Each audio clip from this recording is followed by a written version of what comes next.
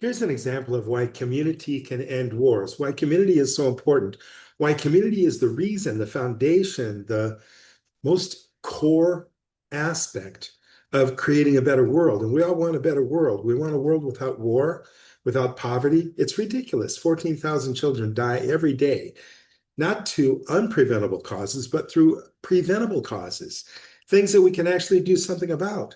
While people are buying Gucci handbags and bars of gold and Learjets, for their effective travel so that they can put their show on the road or whatever they're doing for their own entertainment, for their own luxury. We actually can change the world so that people are contributing to each other in a community. How do we do that? Well, here's an example of what's going on. What's going on right now is a war, and the war is between Israel and the United States and Iran. They've picked Iran. Now, they've been conquering other nations in the area. Syria has been destroyed and overrun. No matter what you think of Assad, he was the leader at the time. Uh, we're looking at right now, as of today. Today, what is it? March 28th, 2026. Israel is now, what do they call that? They're taking over, invading and occupying southern Lebanon now. And if you've been paying attention at all, this is because Israel has what's called the Greater Israel Project, and that involves taking over, you know, 10 times the size that they are right now. So they came in and they took over and they displaced 750,000 Palestinians that were people that were living there at the time, kicked them out violently, killed a lot of them. And then they have prevented through bribery, through trickery, through lies, through deception, because that's how Israel works. That's the foundation. These guys are terrorists that started that country. They're not the only ones that started a country. America was started that way too, through a lot of murders and displacement and a lot of lies about how the the Americans that lived there, the Indians, saying that they're savages. And Indian's the right word, just ask George Carlin. Anyway, Israel's not the only one, but it's a focus right now. The ones that have lied and deceived and tricked and manipulated and paid off. So we look at US Congress and we look at the US government, and they've been paid off. They've been bribed. They've been manipulated. They've been deceived. And these are people that don't have community as their center. They don't have compassion. They don't have integrity. They don't have the ability to understand what love is, kindness, consideration, fairness, and accountability. So you hold people accountable when they're criminals. You don't say, oh, I'm going to lose that Learjet, or I'm going to lose that job, I'm going to lose that car, I'm going to lose those investments. You say, integrity is first. Integrity is the most important thing. And we don't have integrity in the US government. Is the government of Israel, I think they're so far beyond the idea of having integrity. I don't have any hope for them at all. So I think Israel should be removed as a country. It's a kind of an occupying, just invasive force. They're squatters on Palestinian land. Now, one important principle that I want to share, because I have to in this conversation, is about squatters, about somebody illegally coming and taking, there are people that have a house, they go on vacation, come back, they go on vacation, right? Or they go on a trip or whatever. They're not in their house and they come back, there's people that are living there. And there's a legal system that allows them to stay there. And you can't go in and physically throw them out like it's what I would want to do. Somebody's, maybe I go shopping and I come back, somebody's sitting in my car. If they're not cooperative, they're invading my car. I'd throw them out, physically throw them out of my car, physically throw them out of my house because I bought that house. So if there's no negotiation available, if there's no way to work out a deal with these people that's fair, hey, that's mine. Now, this is what Israel did. Israel displaced 750,000 people that were living there. I don't care where your great grandfather used to live, or Most of them, these Ashkenazi Jews, these people that think that they have a right, actually they're European. They never had any relatives at all, ever in the Levant or in Israel or in Palestine. Never, any other. But what does it matter where your relatives lived? I've got relatives that lived in many places in the world. I can't go back there and kick the people out that are living there now. I can't do that. Where you're living is where you're living. That's your place. If you want to live somewhere, find a place where there's nobody there. Find a vacant place. Find a place you're welcome. Don't make up some baloney story about, oh, my great, great, great, great, great, great, great, going back 1,400 years, or even my tribe. I'm a guy in a yellow shirt. So that's my tribe. I joined this group of yellow shirt wearers. And because there was a guy in a yellow shirt that was, that was in this place 2,000 years ago, I'm going to come and kick you out. Not because I have any right to the place, but I'm fabricating a right to the place. So this idea about where your relatives used to live, that's an absolute joke. It doesn't make any sense. You don't have any right to any land. The land owns us. That's what Chief Seattle said. We don't own the land. The land owns us. We're just temporarily here, and then we're going to die, and then we'll be back. We'll be worm food or tree food or whatever. So this is just another ridiculous idea. But anyway, the problem, is people that have been educated, people that don't have an inner compass, people that don't really know what's right and wrong. So this is true also with a lot of the evangelical Christians in America that are supporting the genocide in Gaza. They don't have a moral compass. That's how they became religious fanatics, because they're accepting this story. That's not true at all. Now, here's one way to know if you're saying, well, one story is equal to another. No, one story is not equal to another story. Here's how you decide. You use the golden rule. Would I like to be slaughtered and thrown off of my land where I grew up, where I've lived here forever, where my parents lived here? This is our home. This is our place. These are our trees. This is our land. Would you like to be thrown off of that? Because you got a place to live now. So don't go taking somebody else's place. So when you understand what love is, not the baloney hijacked love that big part of Christianity fabricated. Believe me, I'm an American. I spent a lot of time in different religions in America, and I've listened to a lot of the sermons, and I've listened to a lot of the dogma. And I've studied the Bible every day and read and studied and remembered and gave speeches on biblical texts. So I know what this kind of brainwashing is all about, but it's very limited and it's not love-based, it's dogma-based. You could not possibly be love-based and want to murder the children of Gaza. I met one born-again Christian in Thailand when I used to live there. And he was saying, hey, it's Hamas. It's their fault. That's why we kill the children. See the transference? This is the same kind of thing where a drunk, alcoholic, violent husband will beat his wife and say, you made me do it. No. The fists come from your hands. And all the soldiers that are pulling the trigger, their finger is on the trigger. Not the leader, not the government.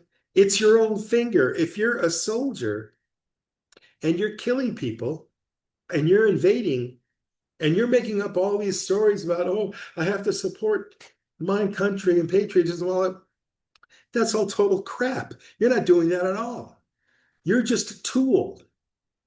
A stupid tool at that, if you're going and killing people you've never met, people that are innocent, especially people hiding in their homes, especially women and children, non-combatants. And there are a lot of men that are non-combatants as well, and they're innocent too. They're not out there fighting. And if somebody comes into my home and they attack me in my home, in my country, in my community, in my neighborhood, and they want to kill me, I'm going to defend myself. But what do the liars, what do the leaders say? They say these guys are terrorists. And the totally people that don't have a love center, they believe that. So, do you understand how powerful love is? Love isn't passive. Love isn't weak. Love stands up for itself. Love has integrity, and love holds others accountable. That's part of what love is. Standing up for yourself, for your family, for your community, standing up for what is right in a defensive way. Okay?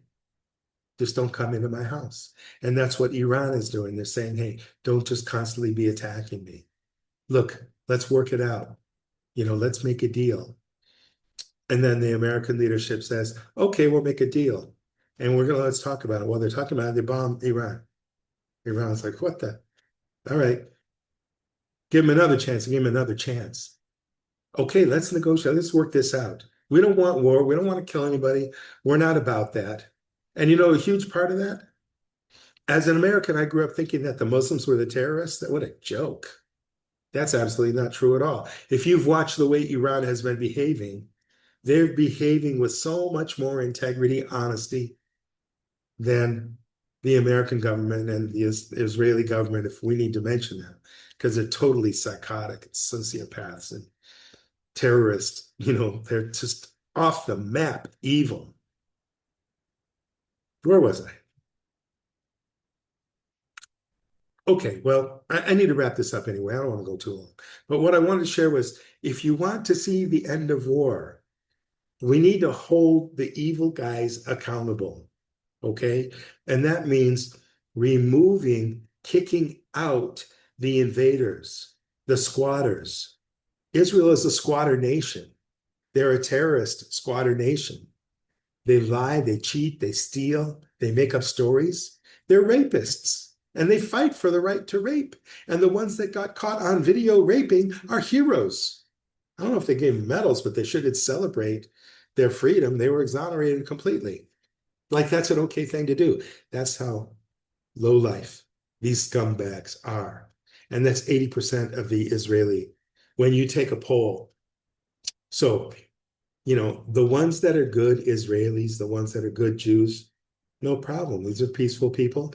They were fine, huh? Before Israel started, back when it was Palestine, the Jews, the Christians, and the Muslims, the Palestinians, they all got along just fine. It was fine. Until this evil, evil, evil group got this idea, oh, here's what we're going to do. We're going to hijack this Jewish identity. These are Zionists. And we're going to say, hey, we're Jews and we need a homeland because we got hurt so bad because you know how it is. The Holocaust. And because of that, people that are ignorant and stupid, haven't studied history, and have not a single bit of integrity in their bones, said, okay, you can have part of Palestine. Amazing. So those guys need to be, well, let's say, disarmed, held accountable. I don't really believe in incarceration. I think it's so counterproductive to put somebody in a cage and, feed them 3 meals a day and, give them a roof over their head and, have them do something, contribute to society, keep an eye on them. So you disarm them, you stop them from getting armed again, from doing more evil, and you keep an eye on them, you watch them. And that's how you handle criminals. And that's what Israel is. It's a criminal state. So shut it down completely. Turn that all back give that all back to Palestine, because they're going to handle it better than anybody else could. It's their area. Hasn't been 100 years yet, but it's going to be 100 years pretty soon. So give it back to Palestine. And good, peaceful, honest Jews, good, peaceful, honest Christians, good, peaceful, honest Palestinians can live there like they did before. That's proven that could be the case. But if you hear some lies from Israeli Zionists, the Mossad, and they say, oh, this is going to happen, that's going to, Don't believe anything they say. Their foundation is based upon deception and manipulation. Why? So they can expand and have power and control because they think they're better. Now, here's how thinking you're better works. You trick somebody, you cheat them, you get away with it, you think you're better. That's the sociopathic mind. That's how it works. It's really simple. If you're allowed to go ahead and cheat and trick, manipulate, steal, deceive others, if you're allowed to do that and you get away with it, certain people without an inner compass, people without an understanding of love, people without a heart, people without a soul, they're going to do that more and more and more. This is why community has to be there.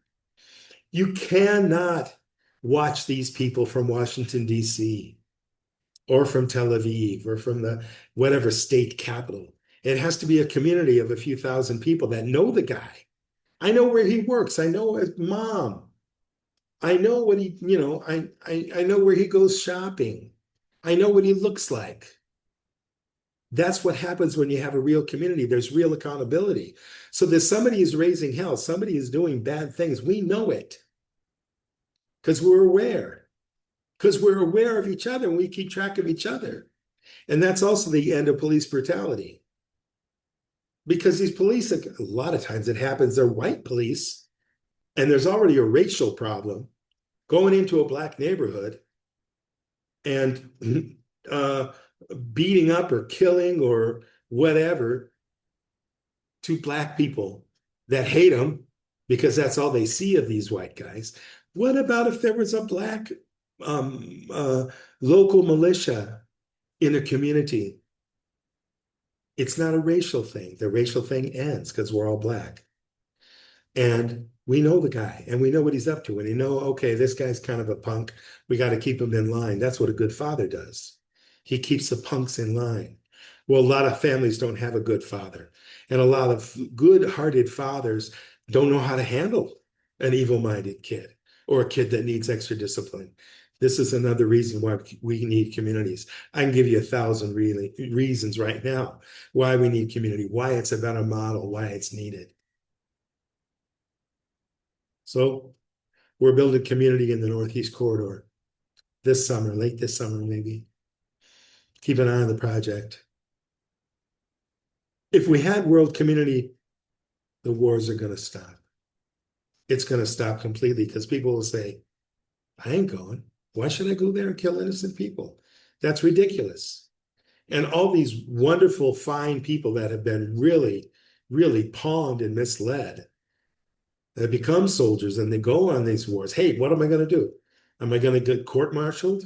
I'm going to lose my job. I'm going to lose my career. They don't want that. So they tweak their integrity a little bit. And that happens to all of us. I've definitely had my integrity destroyed and based upon, well, I can make a living.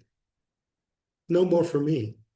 And once you have options, not all of us have options yet, but they're coming. There will be options that you have so that you don't have to compromise your integrity and go and kill other people or deceive or do lousy, create foods that are poison or create poisons to spray on the agricultural crops. There's a lot of evil things being done every day by good-intentioned, good-hearted people that don't want to compromise their integrity, but they don't know how to do it. They don't have another choice that they can see. We're working on that. Community provides that because we pull together, we work together, we provide our own resources. We're independent. And that's all on the platform called everybody.org. So this is coming along. So keep an eye on what we're doing. This is an important world-changing project. We're working on that now. Thanks for listening.